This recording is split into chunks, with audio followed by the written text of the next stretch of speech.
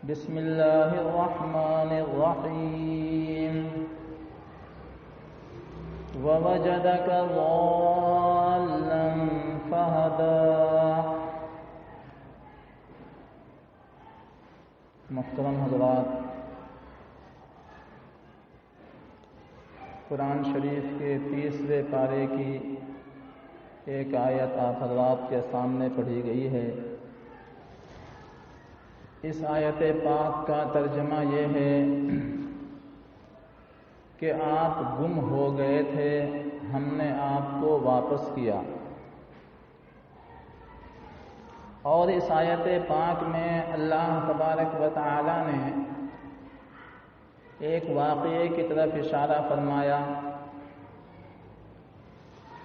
حضور پاک صلی اللہ علیہ وسلم سے پورے مکے والے محبت فرماتے تھے، خصوصاً ان کے دادا عبد المطلب کو بہت زیادہ محبت تھی، جان نچھاور کر دیتے تھے اہل مکہ حضور پاک صلی اللہ علیہ وسلم پر۔ ایک دفعہ جناب نبی پاک صلی اللہ علیہ وسلم گم ہو گئے۔ 4 سال کی عمر تھی تو راستہ بھٹک گئے اور گھر کے راستے کا علم نہیں ہو سکا۔ عبد المطلب رونے لگے، آنسو بہانے لگے اور حرم شریف میں جا کر کے طواف کیا۔ طواف کرنے کے بعد کعبۃ اللہ کا پردہ پکڑا اور دعا مانگی، یا ربی رد علی ولدی محمدا۔ عبد المطلب رو رہے ہیں اور اللہ تبارک و تعالی سے دعا مانگ رہے ہیں، یا ربی رد علی ولدی محمدا۔ اے اللہ تبارک و تعالی میرے بچے کو، میرے محمد کو واپس فرما۔ یعنی یہ محبت تھی حضور پاک صلی اللہ علیہ وسلم سے۔ اتنے میں طواف کرنے کے بعد اور یہ دعا کرنے کے بعد عبد المطلب باہر نکلے تو باہر دیکھا کہ ابو جہل اونٹنی پر سوار ہے اور اس اونٹنی کے اوپر محمد عربی صلی اللہ علیہ وسلم بیٹھے ہوئے، اور ابو جہل دشمن رسول جناب نبی پاک صلی اللہ علیہ وسلم کا ایسا دشمن کہ پتھر مارا کرتا تھا، راستوں کے اندر کانٹے بچھایا کرتا تھا۔ آپ کو معلوم ہوگا، میں تھوڑی سی جھلک ابو جہل کی آپ حضرات کے سامنے دکھاؤں گا کہ یہ ابو جہل کیسا آدمی تھا۔ ایک دفعہ جناب نبی پاک صلی اللہ علیہ وسلم کے دروازے کے اوپر آ کر کے کھڑا ہو گیا اور انتظار کرنے لگا کہ کب محمد عربی صلی اللہ علیہ وسلم باہر نکلیں۔ تو حضور پاک صلی اللہ علیہ وسلم باہر تشریف لائے اور اس کے ہاتھ میں ایک ڈبیا تھی، آستین کے اندر چھپا کر کے رکھے ہوئے تھا۔ اللہ کے نبی صلی اللہ علیہ وسلم باہر آئے تو جناب نبی پاک صلی اللہ علیہ وسلم سے کہنے لگا کہ اے اللہ کے نبی صلی اللہ علیہ وسلم، اگر آپ یہ بتا دیں کہ میرے ہاتھ کے اندر کیا ہے تو میں بھی ایمان لے آؤں گا آپ کے اوپر، اور میرے ساتھی بھی آپ کے اوپر ایمان لے آئیں گے۔ غور سے سننے کی بات ہے، اللہ کے نبی صلی اللہ علیہ وسلم نے ارشاد فرمایا کہ تمہارے ہاتھ کے اندر ایک ڈبیا ہے اور اس ڈبی کے اندر 3 موتی ہیں، ایک موتی بالکل بند ہے اور دوسرا دوسرا موتی اس کے اندر سوراخ ہے اور تیسرے موتی کا جو سوراخ ہے وہ آدھا ہے. یہ جناب نبی پاک صلی اللہ علیہ وسلم نے فرما دیا. حضور پاک صلی اللہ علیہ وسلم کو اللہ تبارک و تعالی نے علم دیا تھا، اور جب بھی کوئی ایسا موقع ہوتا تھا تو حضرت جبرائیل علیہ السلام کے ذریعے سے جناب نبی پاک صلی اللہ علیہ وسلم کو آگاہ کر دیا جاتا تھا. اس کا یہ مطلب نہیں ہے کہ حضور پاک صلی اللہ علیہ وسلم عالم الغیب تھے. عالم الغیب جو ہے وہ تو اللہ تبارک و تعالیٰ کی ذات ہے. اللہ کے علاوہ کسی کو بھی علم غیب نہیں ہے. اللہ جانتے ہیں کہ باہر کیا ہو رہا ہے، اللہ جانتے ہیں کہ سمندر کے اندر کتنی تعداد مچھلیوں کی ہے، کتنی تعداد دریائی گھوڑوں کی ہے، اور کتنی تعداد دیگر جانوروں کی ہے. اللہ کے علاوہ کوئی اور نہیں جانتا. لیکن ہاں کبھی کبھی ایسا ہوتا تھا کہ جناب نبی پاک صلی اللہ علیہ وسلم کو اللہ تبارک و تعالی آگاہ فرما دیا کرتے تھے آئندہ کے مختصر حالات. جیسا کہ ابو جہل نے پوچھا کہ میرے ہاتھ میں کیا ہے، تو جناب نبی پاک صلی اللہ علیہ وسلم نے فوراً بتا دیا کہ تیرے ہاتھ میں ایک ڈبیا ہے، اس ڈبیا کے اندر 3 موتی ہیں. ایک موتی کا سوراخ بالکل کھلا ہوا ہے اور ایک موتی بالکل بند ہے، اور تیسرا موتی کا سوراخ جو ہے وہ آدھا ہے. اور پھر جناب نبی پاک صلی اللہ علیہ وسلم نے ارشاد فرمایا کہ اسی ڈبیا کے اندر ایک لعل ہے، یعنی ایک پتھر بھی ہے، قیمتی پتھر، اور اس قیمتی پتھر کے اندر ایک کیڑا ہے، اس کیڑے کے منہ کے اندر ایک ہری پتی ہے.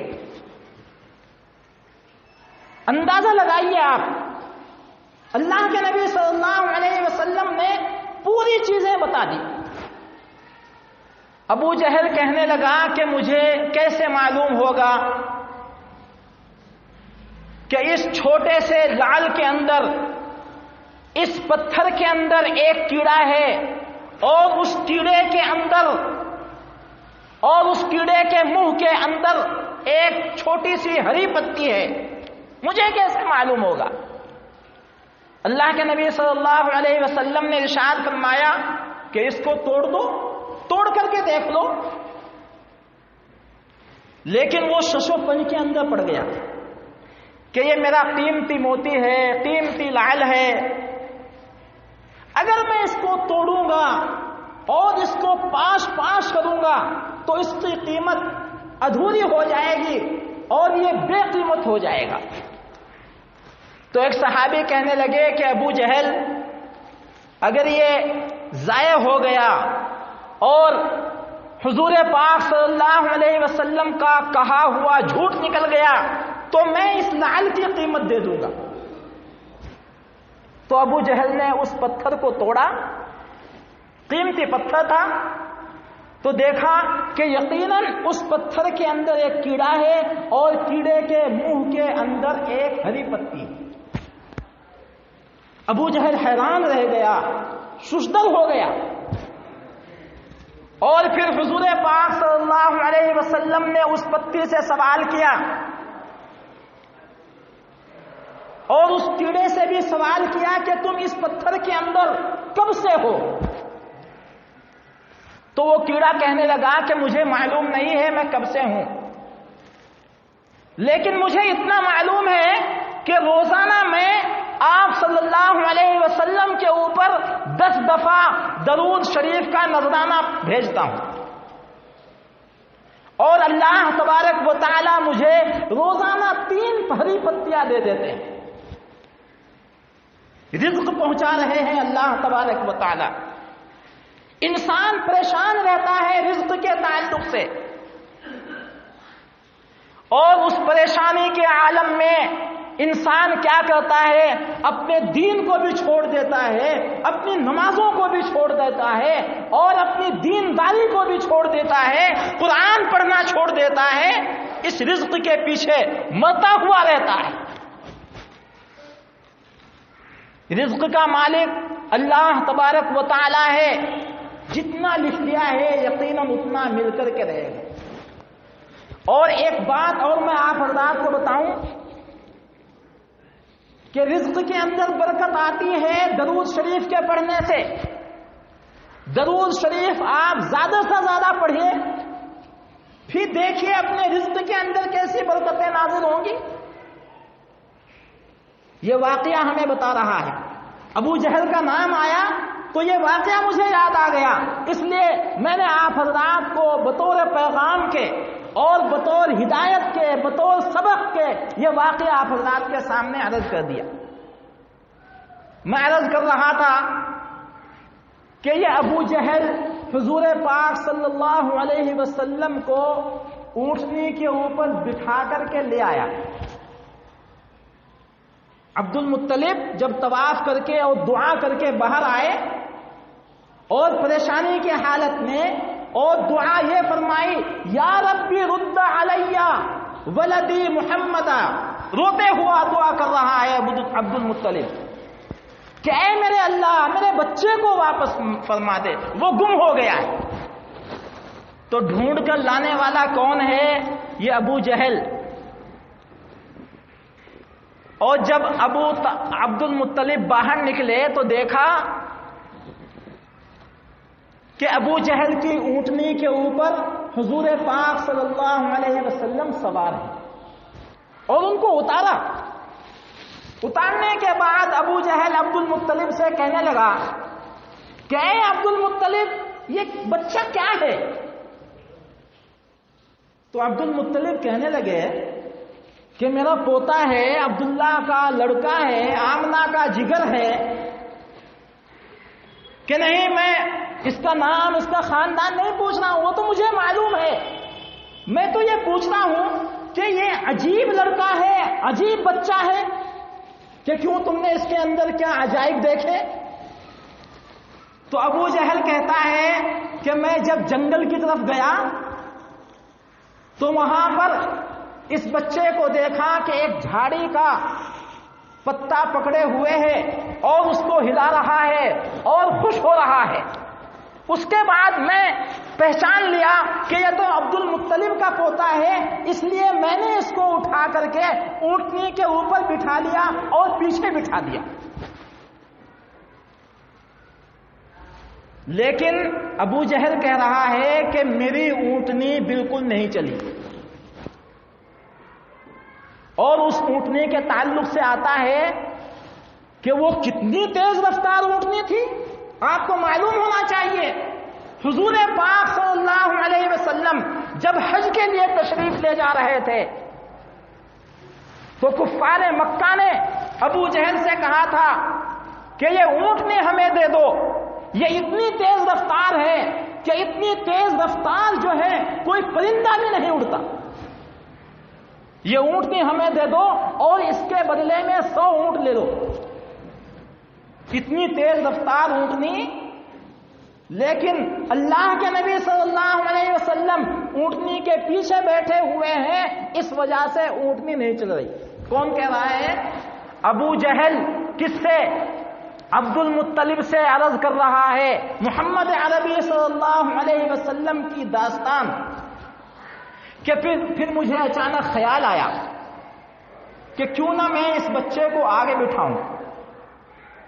تو میں نے جیسے ہی محمد عربی صلی اللہ علیہ وسلم کو آگے بٹھایا تو فوراً وہ اونٹنی اتنی تیز ہو گئی، اتنی تیز ہو گئی کہ ہواؤں سے باتیں کرنے لگی، اور اس بچے کو لا کر کے میں یہاں پر چھوڑ دیا ہوں۔ یہ میں پوچھنا چاہتا ہوں کہ یہ بچہ کون ہے؟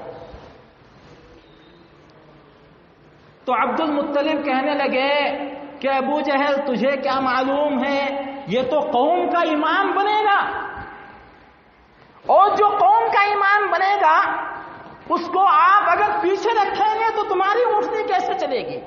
اس کے تو آگے رکھنا ہے، اس کی بات کے اوپر عمل کرنا ہے اور اس کے فرمودات کے اوپر عمل کرنا ہے، تو زندگی کا چکر جو ہے یہ چلتا رہے گا۔ آج ہم لوگوں کے اوپر جو پریشانیاں آتی ہیں، زندگی کے اندر جو رکاوٹیں آتی ہیں، رزق کے اندر جو رکاوٹیں آتی ہیں، اس کی وجہ یہی ہے کہ ہم لوگوں نے اللہ کے نبی صلی اللہ علیہ وسلم کے بتائے ہوئے فرمودات کو پیچھے رکھ دیا ہے. دینداری پیچھے، قرآن کا پڑھنا پیچھے، نمازوں کا پڑھنا پیچھے.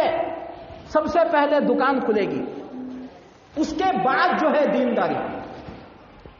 سب سے پہلے انسان بازار کے اندر جائے گا گھر سے تیار ہو کر کے، اور اس کے بعد نماز پڑھی تو پڑھی، نہیں تو نہیں. تو حضور پاک صلی اللہ علیہ وسلم کی تعلیمات کو اگر ہم لوگ آگے رکھیں گے اور آگے رکھ کر کے اپنی زندگی کو گزاریں گے تو ہماری زندگیوں کے اندر چار چاند لگیں گے. تو عبد المطلب نے فرمایا کہ یہ بچہ تو آگے رہنے والا بچہ ہے، آپ اس کو جو ہے پیچھے بٹھا رہے ہیں، تو آپ کی اونٹنی کیسے چلے گی؟ محمد عربی صلی اللہ علیہ وسلم تو سارے نبیوں کے امام ہیں، اور سارے نبی اپنے اپنے قوم کے امام ہیں. محمد عربی صلی اللہ علیہ وسلم سارے نبیوں کے امام ہیں. آپ نے سنا ہوگا ایک انگریز نے ایک کتاب لکھی، 100 بڑے آدمی. انگریز نے لکھی اور نصرانی نے لکھی. اور نصرانی کس کو بڑا مانتے ہیں؟ وہ حضرت عیسیٰ علیہ السلام کو بڑا مانتے ہیں. تو اس نے 100 آدمیوں کے نام لکھے، بڑے آدمی، دنیا کے 100 بڑے آدمی. لیکن اس کتاب کے اندر سب سے پہلے جو نام لکھا اس نے محمد عربی صلی اللہ علیہ وسلم کا نام لکھا.